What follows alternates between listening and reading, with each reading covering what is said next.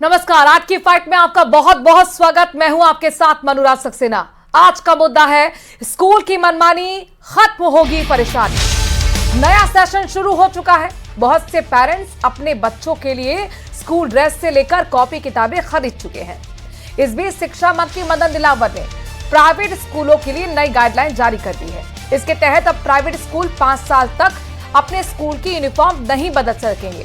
School management parents और student पर किसी विशेष स्थान से यूनिफॉर्म या फिर किताबें खरीदने का दबाव नहीं बना सकेगा। अगर वो शिक्षा विभाग की गाइडलाइंस के विपरीत ऐसा करेंगे तो उनके खिलाफ सख्त कार्रवाई की जाएगी और इसी पर करेंगे हम चर्चा। लेकिन उससे पहले आपको ये रिपोर्ट दिखाते हैं।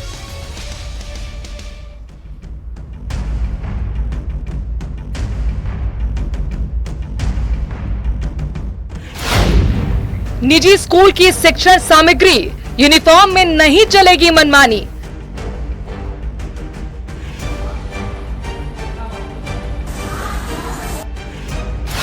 शिक्षा विभाग ने प्राइवेट स्कूलों के लिए जारी किए दिशा निर्देश।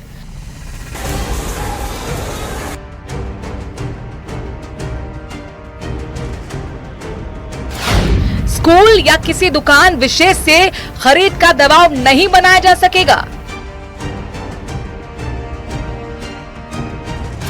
विद्यार्थी यूनिफॉर्म, जूते, टाई, कॉपियां आदि बाजार से खरीद सकेंगे।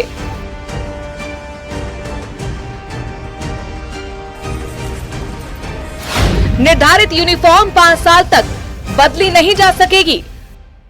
और उस रेगुलेशन के तहत आप अपनी स्कूल की यूनिफॉर्म है वो 5 साल तक चेंज नहीं कर पाएंगे, जिससे कोई विद्यार्थी को 5 साल पहले लेने की आवश्यकता नहीं पड़े। कांग्रेस का तंज, शिक्षा मंत्री का खाली पदों पर वक्तव्य नहीं। राजस्थान सरकार के शिक्षा मंत्री महोदय ने निजी स्कूलों के लिए तो गाइडलाइंस जारी कर दी, लेकिन शिक्षा विभाग में जो पद खाली हैं, जो विद्यार्थियों की शिक्षा को बाधित कर रहे हैं, उस पर उनका कोई वक्तव्य नहीं है। स्कूल की मनमानी, खत्म होगी परेशानी। और आज का मुद्दा बहुत अहम है, आम लोगों से जुड़ा हुआ है। हमारे साथ खास पैनल जुड़ गया है इस चर्चा में शामिल होने के लिए। राखी राठौर बीजेपी की तरफ से अपनी बात रखेंगी, प्रवक्ता हैं वरिष्ठ, स्वागत आपका। यशवर्धन सिंह कांग्रेस के प्रवक्ता हमारे साथ जुड़ गए। यशवंत जी, आपका भी बहुत बहुत स्वागत। एसपी मित्तल वरिष्ठ पत्रकार हमारे साथ जुड़ रहे हैं। विपिन शर्मा शिक्षक नेता हैं, वो अपनी बात रखेंगे इस चर्चा में। आपका भी बहुत बहुत स्वागत। सबसे पहले देखिए, बीजेपी और कांग्रेस से एक मेरा सवाल होगा और ये कोई पॉलिटिकल मुद्दा नहीं है, इसलिए मैं उम्मीद करती हूँ कि बहुत संजीदगी से आप अपनी बात रखेंगे। चर्चा शुरू करूं, लेकिन उससे पहले राखी राठौर जी ये बताइए, क्या ये आप बात मानती हैं कि निजी स्कूलों ने बेतहाशा मनमानी कर रखी है?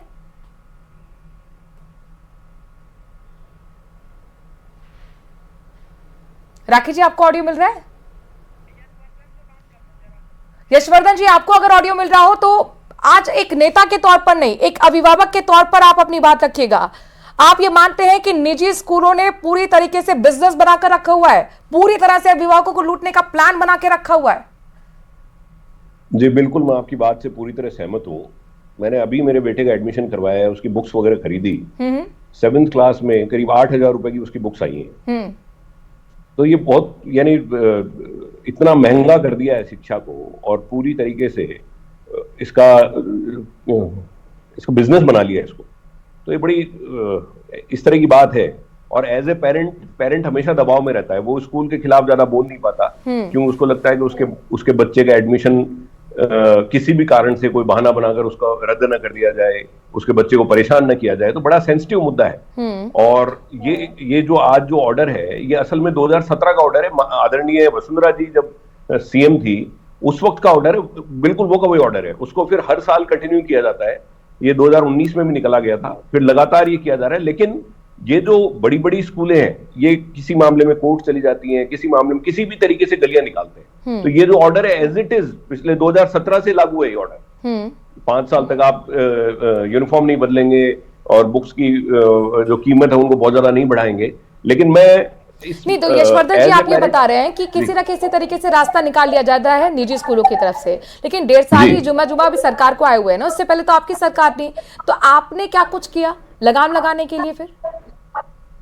जी मैं आपको वही बता रहा हूं, मेरी अगली लाइन यही होती कि मैं इस मंच से स्वीकार करता हूं कि इस ऑर्डर को, जो 2017 का जो ऑर्डर है, जो आज दोबारा से निकाला गया है, इस ऑर्डर को सारी ही सरकारें इंप्लीमेंट करने के लिए हर साल बोलती हैं, लेकिन निजी स्कूल वाले कोई ना कोई तरीका निकाल कर, और चूंकि पेरेंट्स के इमोशन भी जुड़े हुए हैं, थोड़ा उनकी इनसिक्योरिटी भी है, इस कारण से वो वाया मीडिया कोई ना कोई, या तो कोई कोर्ट का ऑर्डर ले आते हैं या किसी भी तरीके से इसको बाईपास करके और इन ऑर्डर्स को इंप्लीमेंट नहीं करते हैं। तो 2017 से ऑर्डर चल रहा है और मैं पूरी तरीके से एक जिम्मेदार विपक्ष के नाते पूरी तरह सरकार के साथ हूं कि ये ऑर्डर किसी भी तरीके से इंप्लीमेंट हो जाए और जो लाखों जो पेरेंट्स हैं और जो बच्चे हैं उनको ये राहत मिले। अब चूंकि ये ऑर्डर तो अब अगले साल ही इंप्लीमेंट हो पाएगा, क्योंकि सारी बुक्स भी बिक चुकी हैं और यूनिफॉर्म भी बिक चुकी हैं, तो नेक्स्ट ईयर हम चाहेंगे कि ये सरकार मजबूती से इसका इंप्लीमेंटेशन करे और हम विपक्ष के रूप में, कंस्ट्रक्टिव विपक्ष के साथ हम पूरी तरह सरकार के साथ है इस मुद्दे पर। राखी राठौर जी, इंप्लीमेंट की बात यहाँ पर जब कही जा रही है तो इफेक्टिव भी तो होना चाहिए। यशवर्धन जी कह रहे हैं कि ये तो पहले से ही कहीं ना कहीं गाइडलाइंस बनी हुई है, कोई भी सरकार हो ये बात कहती है, लेकिन इफेक्टिव नहीं होता। तो क्या आपने इस चीज की तरफ नहीं देखा कि कैसे इसे इफेक्टिव बना जाए?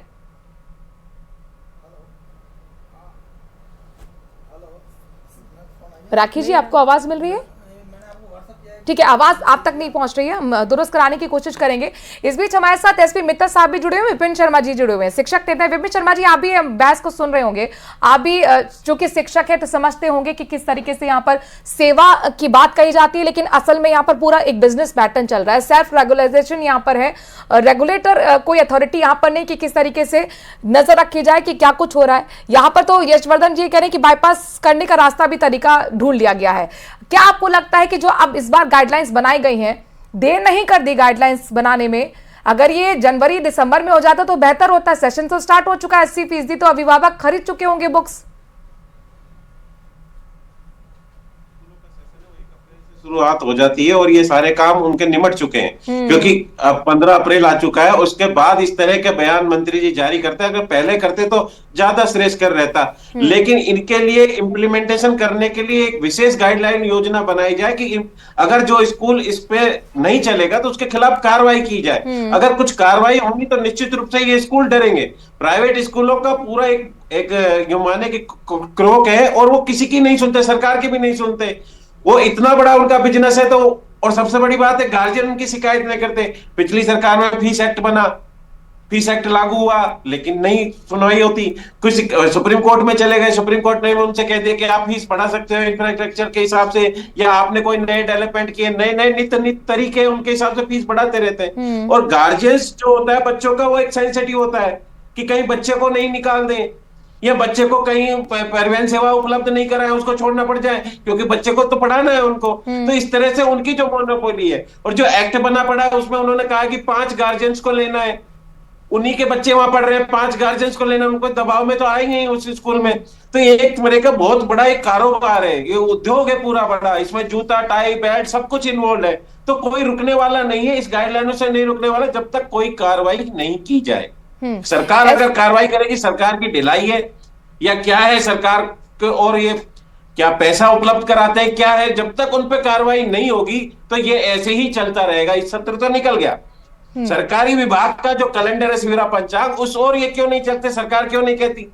अब 1 जुलाई को तो सरकारी स्कूलों में एडमिशन होंगे, ये 1 अप्रैल को करके बैठ गए, तो सरकार के नामांकन तो घटेंगे ही ना।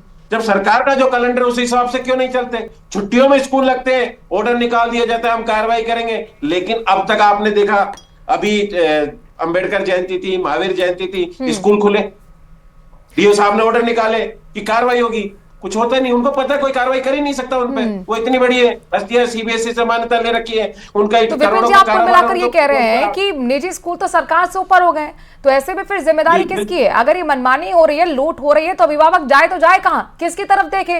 राखी राठौर जी, क्या अभिभावकों को भी कोर्ट का दरवाजा खटखटाना पड़ेगा? आपसे क्या उम्मीद की जाए? आपने गाइडलाइंस बनाई, बधाई के बाद, लेकिन क्या देर नहीं करती? सेशन स्टार्ट हो चुका है मैडम। देखिए मनुराज, सबसे पहले तो मैं आपकी जानकारी को दुरुस्त कर दूं कि ये जो आदेश निकले थे ये 14/5/2024 को निकले थे। जिस तरह से हमारे सभी नेता जो योजनाएं सरकार की होती है उसको समय समय पर ट्वीट करके या सोशल मीडिया के माध्यम से अवेयरनेस के लिए, जन जागरण के लिए देते हैं। वैसा ही ट्वीट आदरणीय मंत्री जी ने कल किया। मेरे पास उस आदेश की कॉपी भी है मनोराज, अगर आप चाहेंगे तो मैं आपको भेज देती हूं इसको। 14/5/2024 को यह आदेश निकाले थे। ध्येय एक ही था कि किस तरह से अभिभावक, पेरेंट्स को प्रॉब्लम ना हो, बच्चों को प्रॉब्लम ना हो, और निजी स्कूल भी हमारे कोई दुश्मन नहीं है। वो हमारे बच्चों को अच्छी शिक्षा देने में काम करते हैं, और उनको किस तरह से एक स्ट्रीमलाइन तरीके से हम लोग काम कर सके, इसका प्रयास किया गया। तो मुझे लगता है, मैं सुन नहीं पाई यशवर्धन जी क्या बोला उन्होंने, लेकिन इनको कोई अधिकार नहीं है बोलने का जिस तरह से बंटाधार 5 साल के अंदर स्कूलों में किया। क्योंकि मैं कुछ लेकर भी आई हूं, बच्चियों का स्कूल ड्रॉप जो है वो सबसे मैक्सिमम रहा हमारे राजस्थान के अंदर, और ये 2022 की तस्वीर है जब 18 में इनकी सरकार आ गई थी। 4 साल का समय निकल चुका था। 7,560 स्कूलों के अंदर सिर्फ एक शिक्षक था। बच्चे किससे पढ़ेंगे, क्या करेंगे, ये स्थिति थी। जब इस तरह से गर्त में आते हुए कोई शिक्षण प्रणाली किसी को मिलेगी तो निश्चित तौर पे कुछ समय लगेगा उसको ठीक करने के लिए। और मैं तो धन्यवाद देना चाहूंगी और साधुवाद देना चाहूंगी मंत्री जी को कि उन्होंने लगातार जो दिशा निर्देश है लोगों को मालूम चले, लोगों को अधिकार मालूम चले कि उन्हें क्या क्या अधिकार है, और इसीलिए इस तरह का एक पोस्ट जो है उनके द्वारा किया गया। अभी अप्रैल का महीना शुरू हुआ है, 4-5 मुझे लगता है 8-9 तारीख से सेशन स्टार्ट हुए हैं निजी स्कूलों के, और उन्होंने ये जो दिया है, राखी जी, किया है, आप जागरूकता की बात कर रहे हैं, तो जागरूकता पहले अगर मार्च महीने में हो जाती तो क्या नहीं लगता बेहतर होता? 80% अभिभावक किताबें खरीद चुके हैं। लगातार ट्वीट पे ट्वीट, मैडम अगर आप जाएंगे सोशल मीडिया पे तो अपना दर्द बयां कर रहे हैं। मैं भी एक अभिभावक हूं, मैं भी 16,000 की अपनी बच्ची की बुक्स लेकर आई हूं। और राखी जी, आप एक नेता के ना तौर पर, अभिभावक के तौर पर बताइए, निजी सवाल होगा, आपके भी बच्चे स्कूल में पढ़ते होंगे, कितनी की किताबें खरीद के लेकर आई? बिल्कुल, आपने बहुत अच्छा काम आपने किया, क्योंकि मैं इस बार जब मेरे बेटे के स्कूल में गई तो उन्होंने मुझे कहा कि आपको उसके पास फिजिक्स, केमिस्ट्री, मैथ से आप बाहर किसी भी शॉप से एनसीईआरटी की किताब खरीद लीजिए।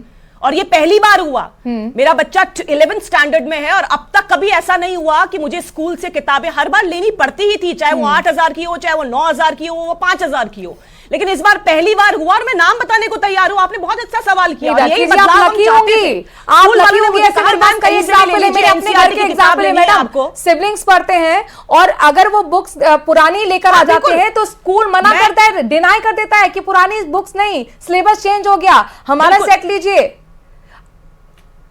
ये हो रही है स्थिति, ये है हकीकत। बिल्कुल मनोराज, आप बिल्कुल ठीक कह रही हैं। ऐसा मैंने ये नहीं कहा है कि 100%। आपने मुझसे पर्सनल सवाल पूछा, इसलिए मैंने पर्सनल बात कर दी कि मेरे बच्चे के लिए तो इस बार मैंने एनसीईआरटी की किताब जाके किसी भी शॉप से, जो मेरे क्षेत्र में शॉप थी, उससे एनसीईआरटी की किताब खरीद ली। लेकिन ये बदलाव अच्छा बदलाव है। मैं ये बिल्कुल नहीं कह रही हूं कि 100% काम हो गया है, लेकिन जिस तरह से अभी बदलाव आ रहा है, जिस तरह से गर्त में पूरा 5 साल रहा, चाहे वो रीट के एग्जाम्स की बात हो, चाहे वो बिरला ऑडिटोरियम का शिक्षकों को ट्रांसफर पोस्टिंग के लिए पैसे देने की बात हो, उस गट से बाहर निकला है राजस्थान। और निजी स्कूल जो है उसको दुश्मन की तरह सरकार नहीं देखती है, वो देखती है कि वो हमारे साथी कैसे हो सकते हैं, वो कैसे हमारे शिक्षण व्यवस्था को इंप्रूव करने में योगदान कर सकते हैं। और एक मनोराज, एक बात बताइए आप मुझे, आपने अंग्रेजी माध्यम के स्कूल खोल दिए, बच्चा ना हिंदी मीडियम का रहा ना अंग्रेजी मीडियम का रहा, किसी भाषा को समझ नहीं पा रहा है। और ये कहा जाता है कि मातृभाषा के अंदर सबसे अच्छी शिक्षा हो सकती है। अगर आपको इंग्लिश को इंट्रोड्यूस करना है तो फर्स्ट ग्रेड से कीजिए, तरीके से कीजिए। मैं मानती हूं इंग्लिश एक ग्लोबल लैंग्वेज है, सबको सीखनी चाहिए, लेकिन बात इस बात की है कि आप व्यवस्थित तरीके से काम कीजिए। आज महात्मा गांधी स्कूल की एक और मैं बताऊं आपको कि ये व्यवस्था थी जब इनकी सरकार थी, और ये न्यूज जो है वो 11/21 की है, 11वां महीना 21वां साल। ये न्यूज में लेकर आई हूं क्योंकि यशवर्धन जी को याद दिलाना जरूरी है कि जब काम अच्छा किया जाता है तो बच्चों के भविष्य के लिए राजनीति मत कीजिए। जब अच्छा काम हो रहा है तो कम से कम इसको सपोर्ट कीजिए कि आदरणीय मंत्री जी लगातार इस बात को अवेयर करने के लिए, लोगों को बताने के लिए। और मैं एक बात और कहूं, वो जमाना भी हमने देखा है कांग्रेस कार्यकाल के अंदर कि आखिरी में सेशन खत्म होने में था, एग्जाम शुरू होने से पहले किताबें बंटती थी, और हमने रिकॉर्ड बनाया इस बार कि 5 जुलाई 2024 को एक साथ मंत्री जी ने सब जगह किताबें डिस्ट्रीब्यूट की। सेशन स्टार्ट होने से पहले अगर स्कूलों में टीचर नियुक्त हुए या नहीं हुए, हिंदी इंग्लिश मीडियम का सवाल आज नहीं है। उनको आज सवाल गाइडलाइंस का है जो आप लोगों की तरफ से जारी की गई है, उसी को लेकर हमें समझने की कितनी इफेक्टिव जमीन पर जाकर होंगी। क्या स्कूल बीच का रास्ता नहीं निकालेंगे? चूंकि यशवर्धन जी तो कह रहे हैं कि आप ही की तारीफ कर रहे थे, मुझे लग रहा है कि शुरुआत में शायद आप तक आवाज नहीं पहुंची, वो आपकी तारीफ कर रहे थे। वो कहते हैं कि वसुंधरा सरकार ने 2017 में इस तरह की गाइडलाइंस बनाई थी जो इंप्लीमेंट हो रही है और हमने भी इंप्लीमेंट की थी, लेकिन एक्चुअली वो इंप्लीमेंट हो नहीं पाती सही से। कहीं ना कहीं स्कूल अपनी मनमानी कर लेते हैं। तो अगर कर लेते हैं तो उसके लिए आपने, जब आपको पता है कि आखिरकार ये प्रॉब्लम है, तो उस प्रॉब्लम का सॉल्यूशन सरकार क्यों नहीं ढूंढ पा रही? सवाल यहां पर है, डिबेट का सेंटर पॉइंट ही मैडम ये है।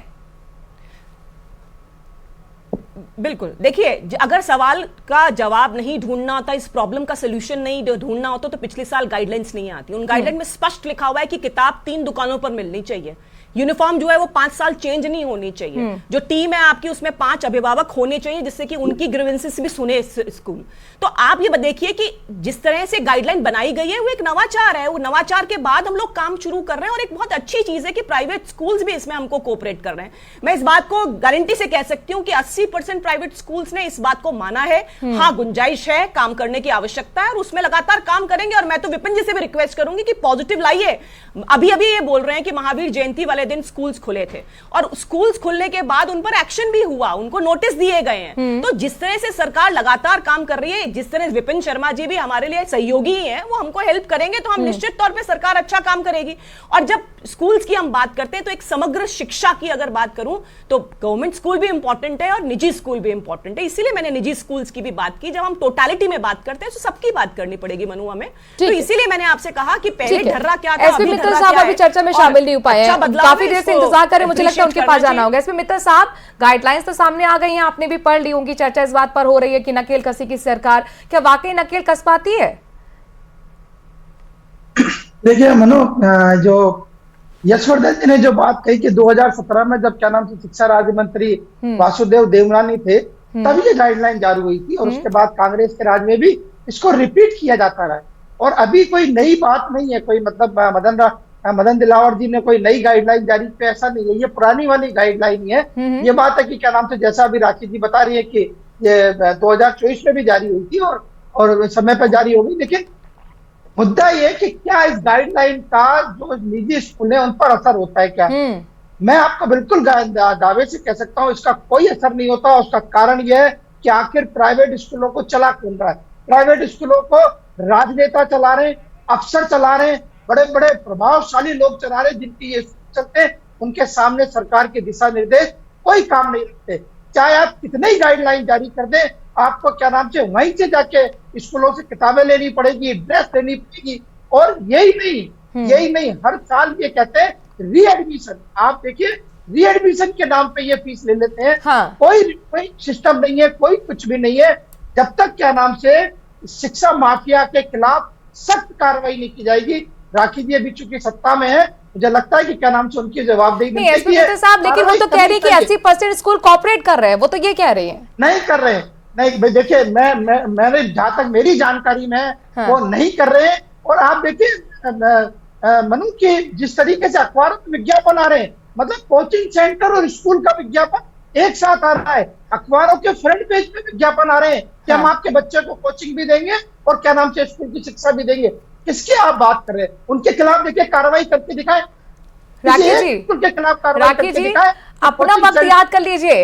आपका हमारा वक्त ऐसा होता था कि हम अपने चाचा चाची के बच्चों की किताबें या पड़ोस के बच्चों की किताबों से पढ़ लेते थे। क्या आज ऐसा पॉसिबल है? अरे 16,000 का सेट आप दे रहे हैं, क्या चांदी का वर्क लगा के भेजा है या किताबें ही हैं वो?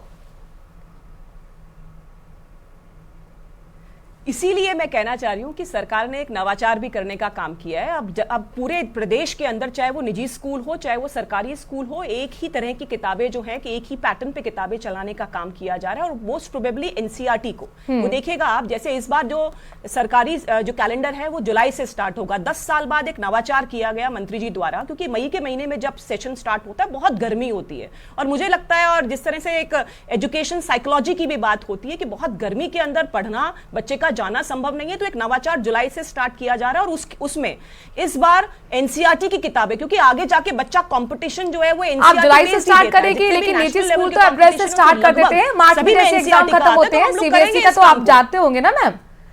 राखी जी, यहाँ पर एसपी मित्तल साहब ने बहुत छोटी सी बात कही। उन्होंने कहा कि ये तो हर साल मैं गाइडलाइंस देखता हूँ, देख ही रहा हूँ, लेकिन मनमानी चल रही है यहाँ पर स्कूलों की, कोई इफेक्ट नहीं पड़ता इन गाइडलाइंस का।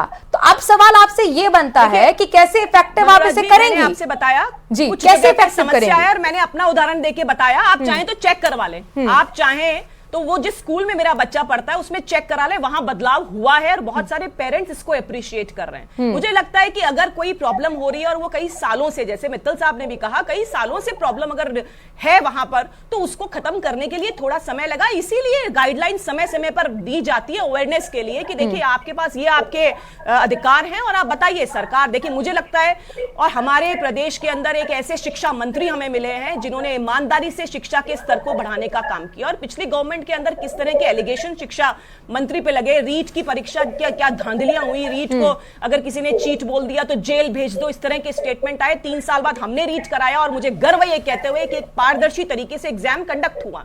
यानी साफ साफ मंशा स्पष्ट है सरकार की कि हम लोग पॉजिटिव डायरेक्शन में एजुकेशन को लेना चाहते हैं। चाहे वो गार्गी पुरस्कार देना हो, चाहे टैबलेट्स बांटने हो, चाहे पुस्तकें बांटनी हो, लगातार हम लोग काम कर रहे हैं। 21,000 शिक्षकों की हम लोगों ने भर्ती की। प्राइवेट स्कूल जो है और गवर्नमेंट स्कूल जो है वो मिलकर के हमारी शिक्षा के स्तर को सुधारे, ये काम लगातार मंत्री जी कर रहे हैं और इसको पॉजिटिवली लेना चाहिए। लेकिन ये बात देखिए मनोराज जी, आपको क्लियर करनी ही चाहिए प्रोग्राम के अंदर कि ये आदेश पुराना था। ये ऐसा नहीं है कि एडमिशन हो गए हैं और अब आदेश नहीं। राकेश जी, थोड़ा सा आप डिले, आप तक आवाज पहुंची है, ये क्लैरिफाई यशवर्धन जी की तरफ से हो गया था। उन्होंने पहले ही कह दिया था कि हर साल जो भी सरकार यहाँ पर जब भी 5 साल बाद आती है उसी को हम लगातार उस गाइडलाइंस को ही फॉलो करते हैं। गाइडलाइन 2017 की बनी हुई है, बात पहले ही हो चुकी है। मैम, आप तक ये बात बाद में पहुंची है। यशवर्धन जी, यहाँ पर राकेश जी आपको विश्वास दिला रही कि इफेक्टिव होगी, गाइडलाइंस इफेक्टिव होगी, भरोसा है?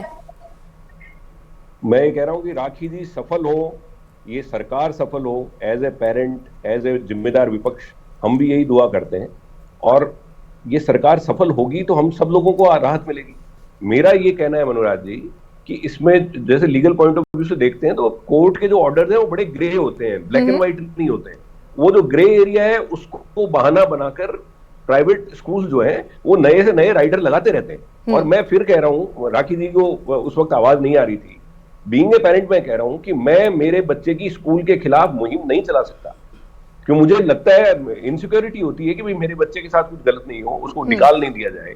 तो इसलिए इस तरह की जो गाइडलाइंस हैं ये इनको मजबूती से इंप्लीमेंट हो, इसके लिए जो पेरेंट्स का जो पूरा एक ग्रुप है उसको भी मजबूत करना चाहिए। प्लस इसमें पक्ष विपक्ष दोनों मिलकर साथ काम करेंगे तो पेरेंट्स को इसमें राहत मिलेगी। तो हम चाहते हैं कि ये जो गाइडलाइंस जो हैं 2017 की ये इंप्लीमेंट हो और ये सफल हो। हम पूरी कामना करते हैं कि भाजपा सरकार सफल रहे इसमें। एसबी मित्तल साहब, आप तो कहते कि ये गाइडलाइन झुंझुनू के अलावा कुछ नहीं है, झुंझुनू से आगे बढ़कर इंप्लीमेंट जाहिर तौर पर हो पाए, इसके लिए क्या होना चाहिए, क्या सॉल्यूशन आप यहाँ पे सजेस्ट करेंगे? देखिए मनोज जी, मैंने कहा कि ये गाइडलाइन राकेश जी मैं आऊंगी आपके पास। तब उसके बाद में पूरे 5 साल कांग्रेस की सरकार थी, तब भी इम्प्लीमेंट नहीं हुई। अब फिर भारतीय जनता पार्टी की सरकार आ गई। हम राखी जी कह रही है, हम उम्मीद करते हैं कि क्या नाम से ये इम्प्लीमेंट होनी चाहिए, लेकिन प्रैक्टिकली ये है कि इम्प्लीमेंट नहीं हो रही। उसके लिए मैंने आपको कारण बता दिया कि जो शिक्षा माफिया है, उस शिक्षा माफिया में चाहे वो राजनेता हो, चाहे प्रशासनिक अधिकारी हो, उन सबके स्कूल चलते हैं, उन सबकी दुकानें चलती हैं, जो इसीलिए क्या नाम से ये सारे आदेश जो है वो धरे के धरे रह जाते। विपिन जी, एक अभिभावक का दर्द है, ये मेरा भी दर्द है। अगर प्राइमरी एजुकेशन में इतना खर्च कर देंगे, एनुअली 2.5 से 3 लाख खर्चा पड़ता है एक बच्चे का, तो हायर एजुकेशन में क्या करेंगे?